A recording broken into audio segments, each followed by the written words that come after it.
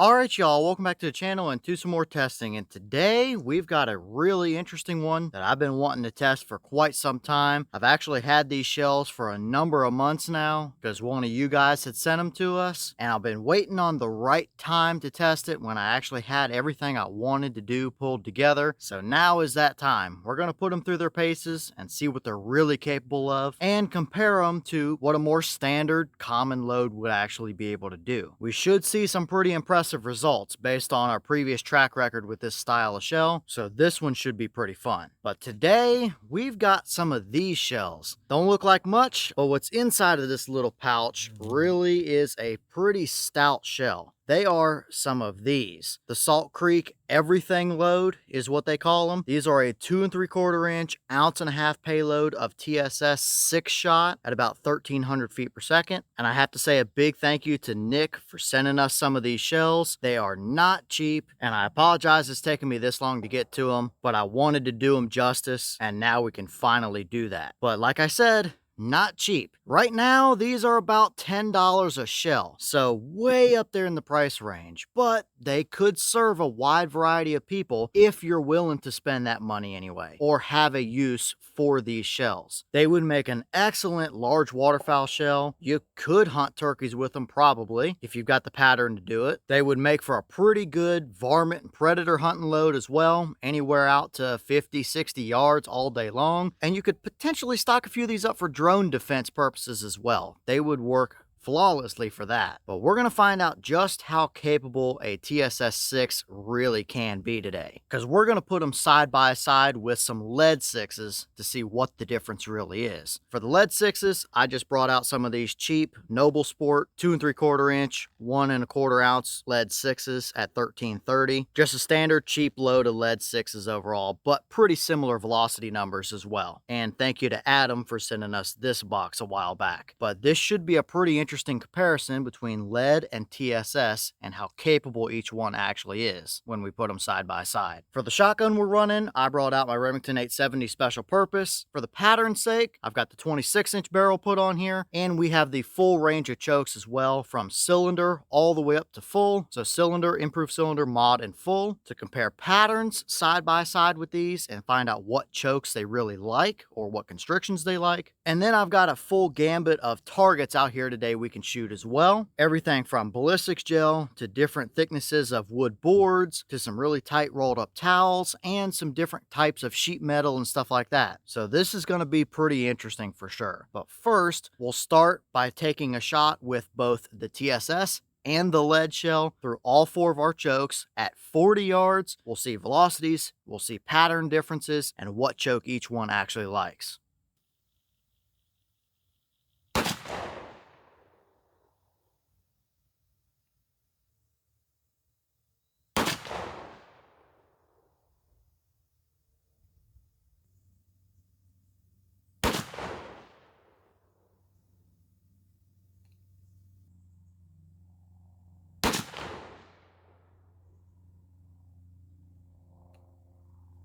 Okay, so quick velocity run through. We'll start with the lead 6s. Boss claim is 1330 out of those. We had 1375, 1351, 1355, and 1338 for an average at 1354, so a little above their boss claim. But comparing that now to our TSS 6s, those have a claim of 1300, and they were moving a little slower on average, but I don't think it's going to make one bit of difference as we actually put them in the targets here in just a second. But we had 1337, 1285, 1306, and 1285 for an average at 1303, so almost hit the nail right on the head with that 1300 claim.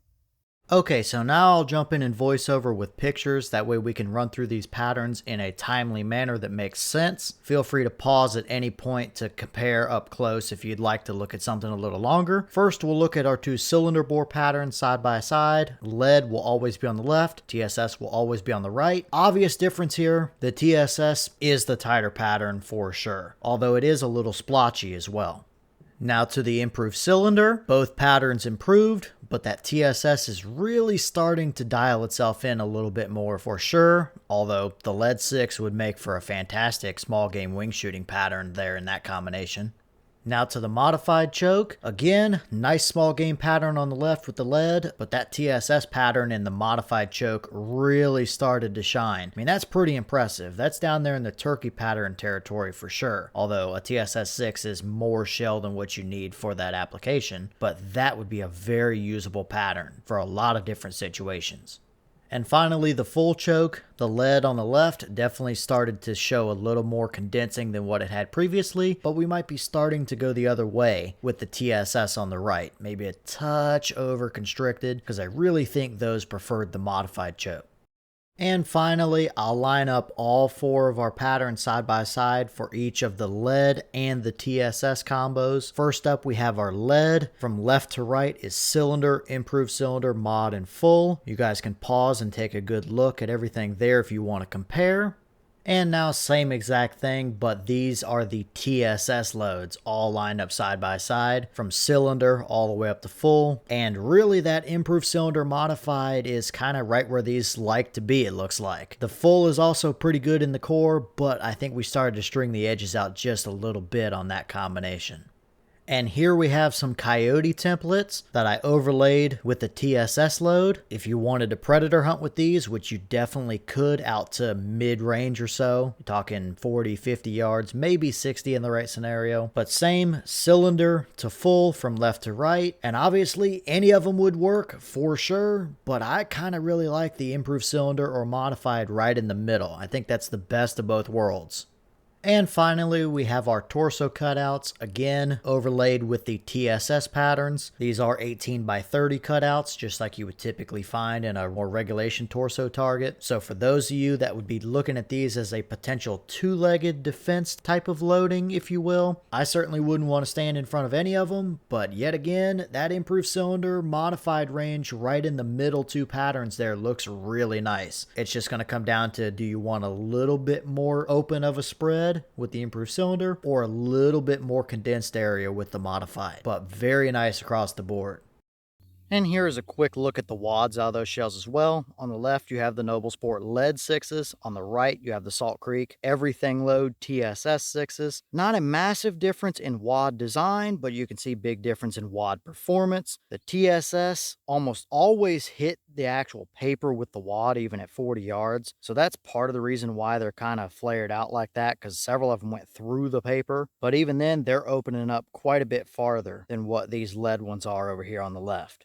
Okay, so now it's time to get to the fun targets and see what they can really do side by side between lead and TSS. I've got several targets out here that should range through a bunch of different types of situations, but first, we gotta try ballistic gel. These are 2 16-inch blocks of 10% gel, brand new, never had a shot into them. I now also have the shorter 18.5-inch barrel on the gun. That is a cylinder bore because I want a little more spread so we can hit multiple of my targets at one time and utilize our shells to the best we can. So ballistic gel, and I've got a rolled up towel wrapped in a layer of duct tape on top as well. That's gonna tell us what they'll do in gel as far as penetration goes, and will they actually be able to make it through a thick rolled up section of towel like that? First, we'll start with the lead and see what we get for a baseline.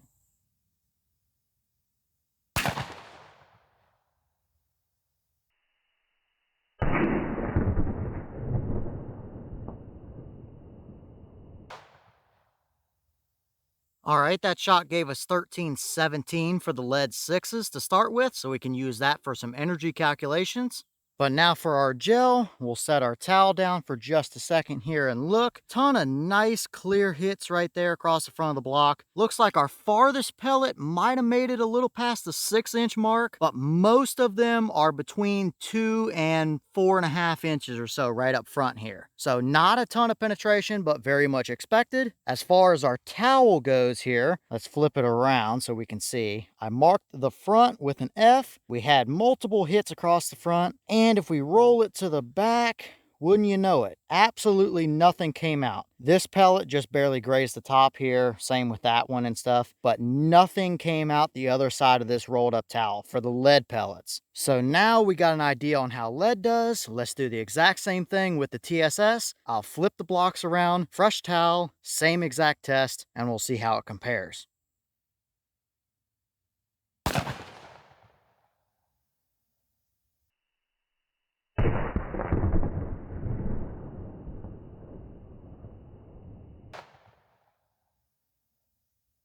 And we had 1203 out of that shot from our shorter barrel, little less velocity, but still above the 1200 mark. But now as far as our gel goes, I'm sure you could see a little more energy dump and stuff as well. I tried to shoot the towel off the table and stuff like that. As far as penetration, we are now pretty consistently around the 8-inch mark instead of the 2 to 4-inch mark or so we had with the lead. Our farthest pellet is kind of hiding back there at the top. That's sitting about 11.5 inches or so, but pretty consistently, I'd call it 8 inches. Compared to what our lead did down here, quite a big difference. As far as our towel, we had a bunch of good hits across the front there. Now, as far as the back goes, we might have had a couple up here in the little bit thinner area that actually went through this time, but still not much of anything on the backside. Although, if you can tell right above the tip of my finger, it looks like there's a little dimple there, like there might be a pellet there. Looks like maybe right here. Yeah, I can feel something hard right in that little dimple. So there are a couple of them that just made it to the back edge compared to where we did not have that with lead. So more penetration through the towel for sure, but still not a complete pass through either.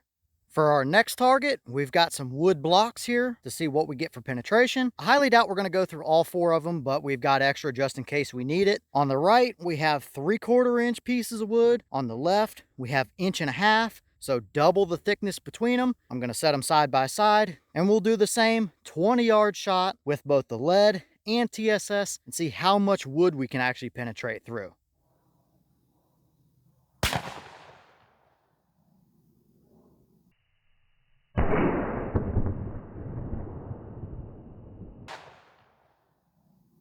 So our shot with the lead through the wood was 1,320 feet per second.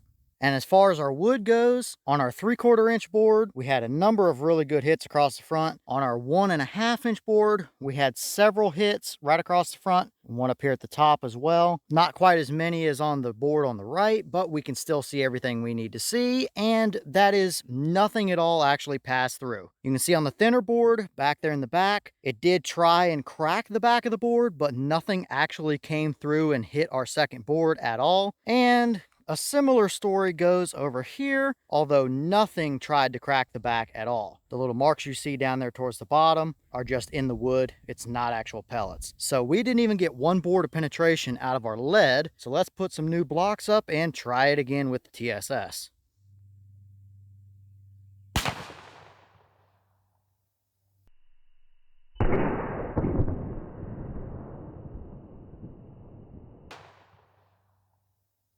And the TSS shot into the wood gave us 1199, so still right about that 1200 mark, even from our short 18.5 inch barrel.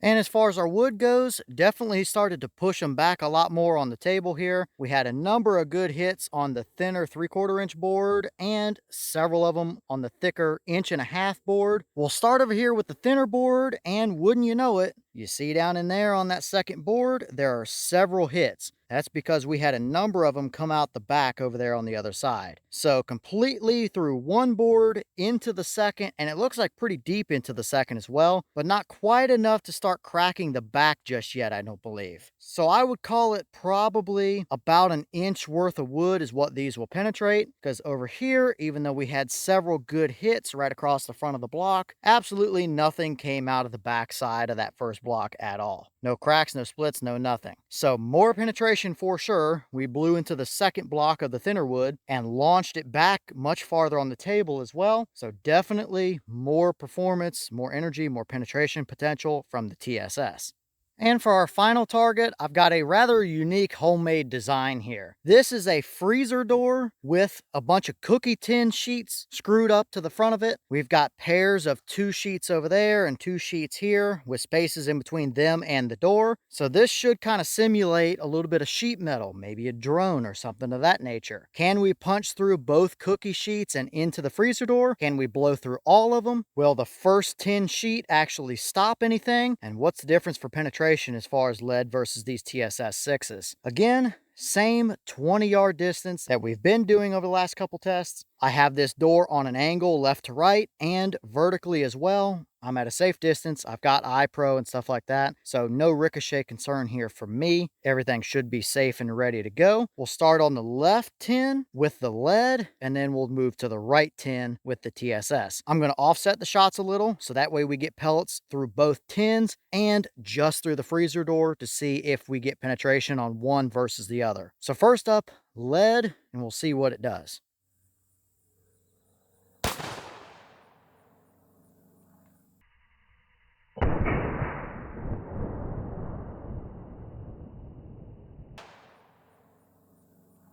So our lead gave us 1291 into the freezer door with the cookie sheets.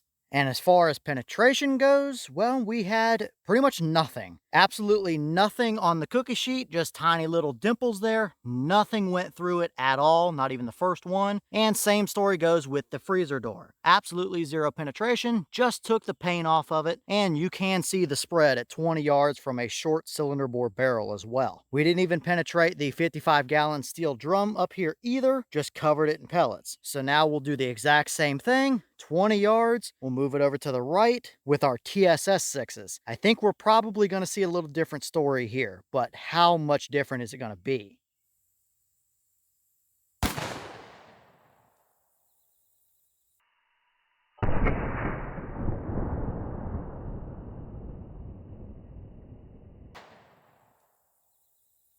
And the TSS shot into the freezer door gave us 1206. So very consistent 1200 velocity from those shells through that shorter barrel. But now as far as performance goes on the door and the trays, it went about exactly how I thought it would. Completely blew through the first cookie tray. If we look between them, you see all those rust spots back on the door and all the holes in the second tray. Blew through the second cookie tray as well and into the freezer door. All of our pellets up front here all went into the freezer door, but did they all actually come out of the back side of it or not? We already have much more penetration than what we had with the lead, so big difference. But if I flip this door down and we look at the back here, I don't know if you can see in the light here between the shelves, all those dimples across this side of the door. That is from our TSS pellets. I don't think anything made it completely through the freezer door, but we were pretty close to doing it. Yeah, you can kind of see right there in the light glare, all those little dimples. So almost complete penetration through 2 cookie sheets and a freezer door. So big difference in performance there. That is exactly what I wanted to see, and that's where these are really going to come into play if you're looking at potentially like a drone defense type of loading. That's going to do it for sure.